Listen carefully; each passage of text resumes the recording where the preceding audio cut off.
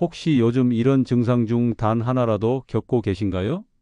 물을 마셔도 입이 자꾸 바짝 마르고 머리카락이 빗질할 때마다 한 움큼씩 빠지고 손톱이 숟가락처럼 휘어지고 계단 몇 개만 올라도 숨이 턱 막히고 저녁엔 귀에서 윙하는 소리가 멈추지 않아 잠도 못 자고 아무렇지도 않게 넘기기 쉽죠.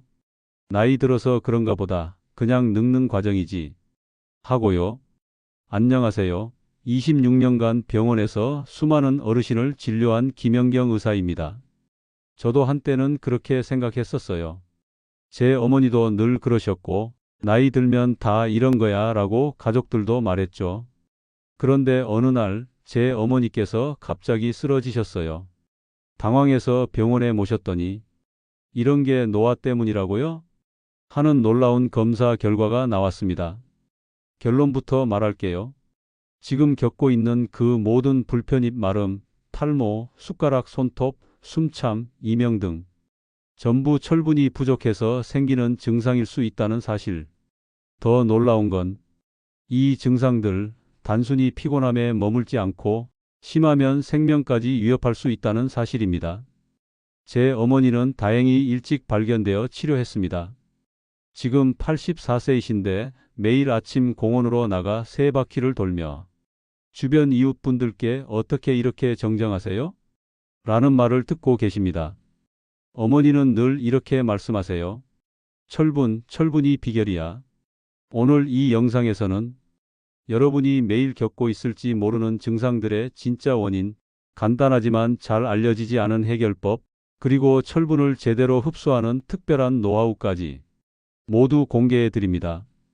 특히 마지막 부분, 철분을 잘 흡수하는 방법은 반드시 메모 필수입니다. 제 할머니도 이 방법 덕분에 95세까지 건강하게 사셨답니다. 시작하기 전 중요한 부탁. 주변에 이런 증상으로 고생하시는 분이 있다면 지금 바로 구독과 좋아요 버튼을 눌러서 이 영상이 더 많은 분에게 닿을 수 있도록 도와주세요. 여러분의 작은 클릭이 소중한 이웃의 건강을 지킬 수 있습니다. 이야기의 핵심. 나이 탓이라 생각했던 증상들은 사실 철분 부족의 신호. 방치하면 위험하다. 피로, 숨참, 심장 부담, 생명 위협. 그러나 간단하게 교정할 수 있다. 올바른 식습관과 생활 습관으로. 첫 번째 사례 박할머니 약 75세. 처음 병원에 오셨을 때 입이 마르고 혀가 따끔거려서 말하기조차 불편했다고 합니다. 수다 떨기도 힘들 담. 어른들이 다 겪는 증상이라 여기고 3년간 방치하셨죠. 결국 검사 결과는 심장도 약해진 상태에서 며느리 생신상 준비하다 갑자기 쓰러지셨습니다. 이게 단순 노화일까요? 아닙니다. 철분 부족은 몸 구석구석에 산소 부족 상태를 만듭니다. 이를 조직 저산소증이라고 하는데요. 그 상태가 지속되면 심장은 훨씬 더 세게 뛰어야 하고 결국 심장마비의 위험이 200까지 올라갑니다. 마치 물 대신 진흙을 퍼내는 펌프 같은 셈이죠. 두 번째 사례 박할아버지 약 65세. 한 달 전 손톱이 휜다고 병원에 오셨습니다. 검지 손톱이 중간부터 숟가락처럼 푹 꺾여요. 그리고 자꾸 부러집니다. 나이 들어서 제가 그렇게 쉽게 답한 게 부끄럽더라고요. 왜냐면 한 달 후 그 할아버지는 골프장에서 갑자기 쓰러져 응급실에 실려 오셨습니다. 검사 결과는 폐에 물까지 찬 위험한 급성 철분 부족이었습니다. 세 번째 사례 할머니 62세. 아침이면 베개에 눈썹이 붙어요. 화장할 때마다 눈썹이 빠져서 마음 아픕니다. 나이 들면 머리도 눈썹도 빠지는 법이죠? 제가 그렇게 말씀드렸지만 다음 검사에서 철분이 매우 낮았습니다. 결국 이 할머니는 기억력도 나빠졌고 가족들은 예전 같지 않다며 걱정하셨습니다. 이들의 공통점은 모두 나이 탓으로 넘겼다. 그리고 방치했다는 사실입니다. 그 결과 몸은 점점 더 산소 부족 상태로 얼마나 고심했을까요? 오늘까지 버텨낸 것만으로도 대단합니다. 하지만 이제 간단한 방법으로 바꿀 수 있습니다. 초기 증상 Q&A 여러분도 체크해 보세요. 입이 자주 마르고 혀가 아픈가요? 손톱이 숟가락처럼 휘었거나 쉽게 부러지나요? 머리카락이 잘 빠지거나 가늘어졌나요? 계단 몇 개만 올라가도 숨이 차고 가슴이 두근거리나요? 귀에서 이명잉이 자주 들리고 어지럽지는 않나요? 이 중 3개 이상 YES라면 부디 지금 바로 병원에서 철분 수치를 확인하세요.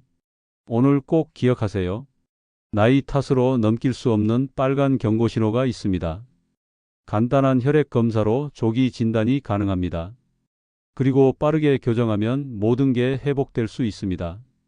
자, 다음 스테이지에서는 철분 부족의 숨겨진 원인, 장기간 철분이 부족해지는 이유들을 알려드릴 거예요.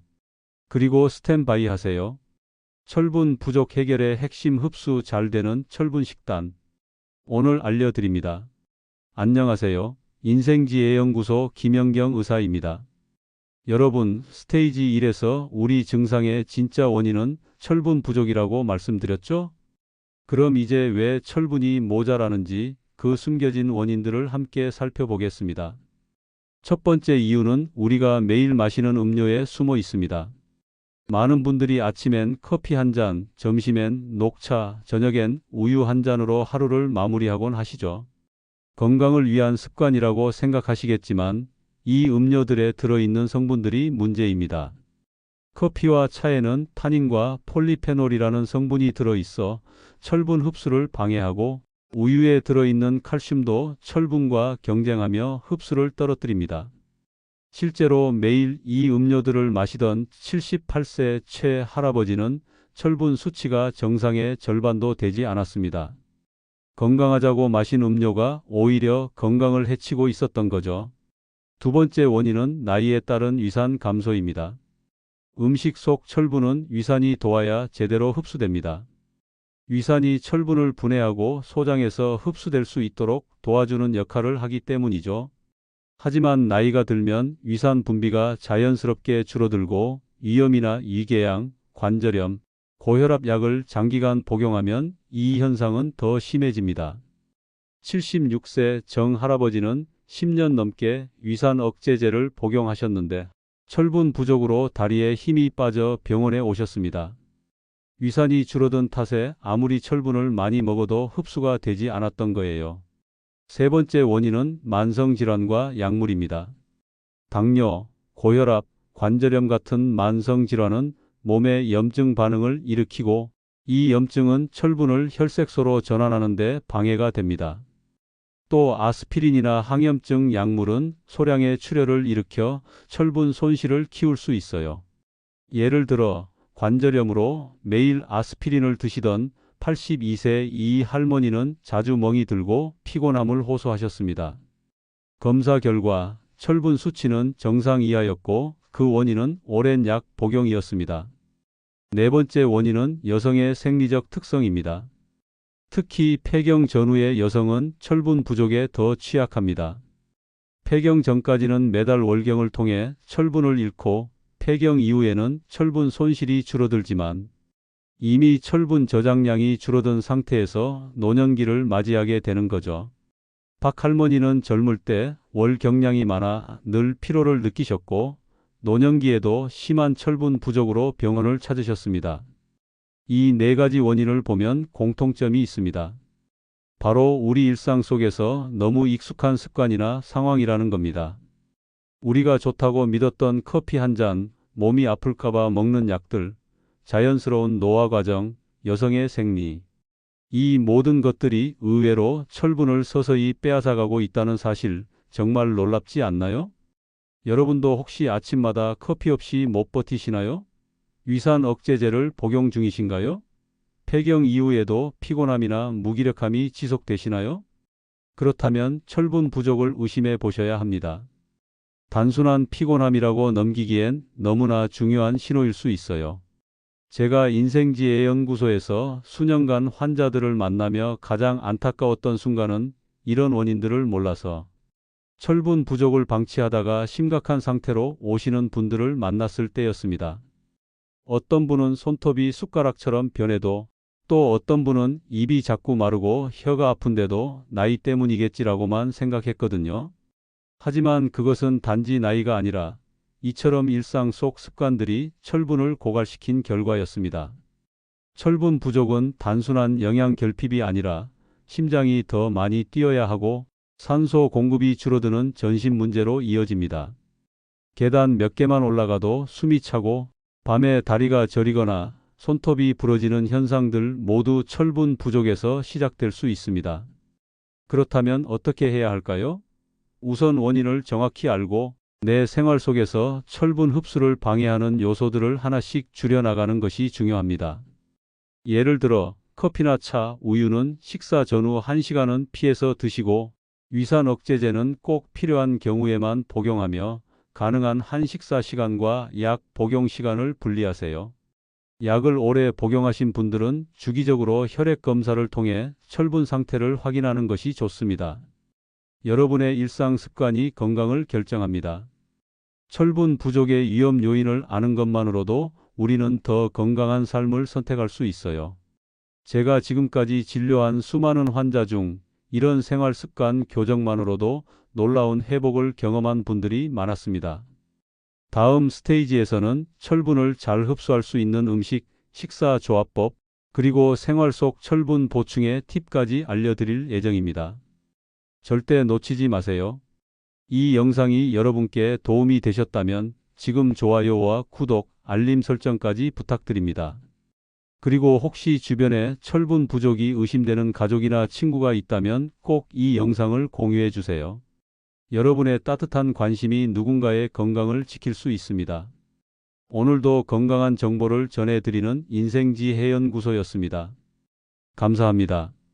안녕하세요. 인생지혜연구소 김영경 의사입니다. 앞서 리는 왜 철분이 부족해지는지를 살펴봤습니다. 이제는 더 나아가서 철분을 어떻게 하면 효과적으로 흡수할 수 있는지에 대해 알아보겠습니다. 철분은 단순히 많이 먹는다고 몸에 흡수되는 게 아닙니다. 흡수율이 낮으면 아무리 철분이 풍부한 음식을 먹어도 효과를 보지 못하죠. 따라서 오늘은 철분을 잘 흡수하는 것이 핵심입니다. 먼저 철분이 풍부한 음식을 소개해 드릴게요. 대표적인 철분 음식에는 굴, 홍합, 조개 같은 해산물이 있습니다.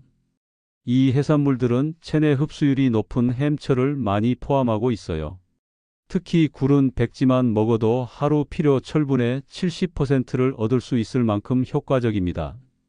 일주일에 두세 번 조개탕이나 굴 요리를 식단에 추가해 보세요. 다음은 소간입니다.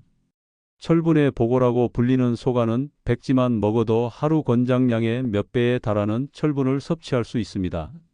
냄새 때문에 꺼려 하시는 분들도 있지만 양파와 함께 볶으면 비린내가 줄어들고 섭취가 훨씬 쉬워집니다. 일주일에 한 번 정도만 드셔도 충분한 효과를 볼 수 있어요. 그 외에도 소고기, 양고기, 닭다리, 오리고기 같은 붉은 고기류 역시 철분이 풍부하고 흡수율도 좋습니다. 특히 육류는 비햄철이 아닌 햄철 형태로 존재해 흡수가 용이하죠. 채식 위주의 식단을 드시는 분들도 일주일에 한두 번 붉은 고기를 추가하시면 철분 보충에 도움이 됩니다. 식물성 식품 중에서는 호박씨, 퀴노아, 시금치, 브로콜리, 건포도 등이 철분이 풍부합니다. 특히 호박씨는 하루 한 줌만 먹어도 철분의 20%를 충족시킬 수 있어요. 퀴노아는 쌀보다 철분 함량이 2배 이상 높고 비타민 B와 단백질도 풍부해 식사 대체용으로도 좋습니다. 그런데 중요한 건 흡수율을 높이는 방법입니다. 철분은 단독으로 먹는 것보다 특정한 영양소와 함께 섭취할 때 흡수율이 훨씬 높아집니다. 그중 가장 중요한 파트너는 바로 비타민C입니다. 비타민C는 철분의 흡수율을 최대 3배까지 높여줍니다. 그래서 철분이 많은 음식과 함께 오렌지, 딸기, 키위 같은 과일을 곁들이면 흡수 효과가 크게 올라가죠. 예를 들어 소고기 요리를 드실 때 디저트로 오렌지 반 개나 딸기를 함께 드셔보세요. 또는 브로콜리나 피망을 곁들인 샐러드를 함께 곁들이는 것도 좋은 방법입니다. 제 환자 중 한 분은 철분제를 먹어도 효과가 없었는데 비타민C를 함께 섭취한 뒤 수치가 눈에 띄게 좋아졌습니다. 또 하나 주의할 점은 철분 흡수를 방해하는 음식들을 피하는 것입니다. 특히 커피, 차, 우유는 철분이 풍부한 음식과 함께 먹으면 안 됩니다. 이들 음료는 철분 흡수를 방해하는 성분들이 포함되어 있어 최소한 식사 전후 1시간은 피하는 것이 좋습니다. 커피를 꼭 마셔야 한다면 철분이 든 식사를 1시간 정도 지난 후 마시는 것이 가장 좋습니다. 또한 콩류나 견과류, 현미 등은 철분이 풍부하지만 피틴산이라는 성분이 철분의 흡수를 막습니다. 이 경우엔 반드시 물에 충분히 불려서 드시는 게 좋습니다. 하룻밤 정도 불리면 피틴산이 줄어들고 철분 흡수가 원활해집니다. 채식을 하시는 분들도 걱정하지 마세요. 식물성 식품에 포함된 철분도 비타민 C와 함께 먹거나 고기나 생선과 소량이라도 함께 드시면 흡수율이 올라갑니다. 실제로 저희 환자 중 채식주의자인 박 할머니는 일주일에 한 번 생선을 드시기 시작하면서 철분 수치가 안정되셨습니다. 이 밖에도 위산 분비는 철분 흡수에 큰 영향을 미칩니다. 위산이 부족하면 음식에서 철분을 제대로 끌어내지 못하거든요. 위산 억제제를 복용하고 계신 분들은 꼭 필요할 때만 드시고 식사 시간과 약 복용 시간을 따로 하셔야 합니다. 가능하다면 의사와 상담해 약물 복용을 조절하는 것이 좋습니다. 그리고 마지막으로 중요한 팁 하나. 철분 영양제를 복용하는 경우 식후보다는 공복에 드시는 것이 흡수율이 더 높습니다. 하지만 속이 예민하신 분들은 식사 직후에 드셔도 괜찮아요. 변비나 위장 장애가 있을 수 있으므로 반드시 의사와 상담 후 시작하시는 것이 중요합니다. 지금까지 철분을 잘 흡수하기 위한 음식 선택과 섭취 요령에 대해 알려드렸습니다. 오늘 내용을 잘 실천하시면 여러분도 피로감에서 벗어나 더 활기찬 하루를 보내실 수 있을 거예요. 다음 스테이지에서는 실제 환자 사례와 철분 섭취 후 변화된 건강 상태에 대해 이야기해 드릴게요. 진짜 변화가 어떻게 일어나는지 그 생생한 이야기 기대해 주세요. 영상이 도움이 되셨다면 좋아요와 구독, 알림 설정을 꼭 해주시고 철분 부족으로 고생하는 주변 분들과 이 영상을 공유해 주세요. 인생지혜연구소는 늘 여러분과 함께 건강한 삶을 응원합니다. 감사합니다.